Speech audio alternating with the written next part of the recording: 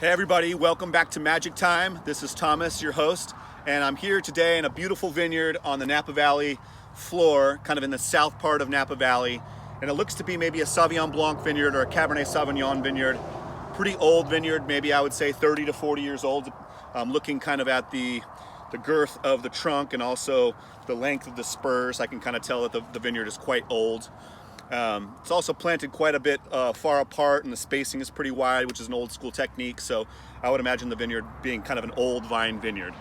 The reason why I came to this vineyard and film in this vineyard was to talk about old vines and kind of maybe dispel a little bit of the myth that somehow old vine, when it's on the bottle and they use it kind of as a marketing scheme, old vine on the bottle doesn't necessarily mean good wine. And older vines don't necessarily produce better grapes. In fact, if one of the things that you got to think about with old vine vineyards is, number one, if a vineyard was planted 30, 40, 50 or more years ago, that we didn't quite have the viticultural science or the plant science or the soil science and the farming techniques that we have today. These are things that have definitely come about in the last 20 to 30 years, 40 years here in Napa Valley, and our wonderful viticultural college up in Davis, UC Davis, the University of Bordeaux. We've been able to advance the technology and sciences behind growing vines, and we've understood which soils are better for certain rootstocks, certain grape varieties, and which clonal selections of each grape variety are best planted on top of that rootstock and will take on the microclimate in the best way. So my point being is that if you have an old vine vineyard that was planted a long time ago, you might have vines in the ground that are not necessarily suited perfect for the soil or for the climate. And the farming techniques have changed over the years, and the way we manage the canopies and the trellising. There's so many different factors that would make a younger vineyard that is most recently planted maybe produce better grapes and therefore better wine. Another thing is that a lot of these older vines in these older vineyards, vines are very susceptible to having disease and taking on different plagues and diseases, and some of the older vine material might definitely have some type of plague or disease or some type of leaf roll or red blotch or something that happens in the vineyard that would definitely overall affect the quality of the fruit.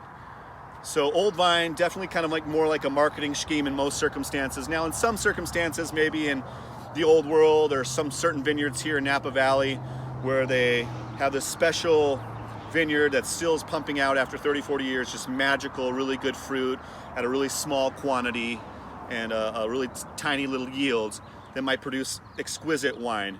But in most cases, I would say younger vineyards, maybe in their 15 to 20-year-old stage, are producing some of the best fruit. Also depends a lot on how you farm, whether you're dry farming your vineyard or you're using drip irrigation, whether you're on a mountain and a really steep slope, the angle to the sun on the vineyard, and there's so many different things that could cause your vineyard to be needed to be replanted more soon or more often. And there's so many factors that come into play. So old vine, definitely not better wine in most circumstances. In some circumstances, yes. And sometimes maybe in the old world, in Bordeaux or Burgundy, they might have some old vines that are producing really, really good wine. Zinfandel is a grape that does really well in its older life.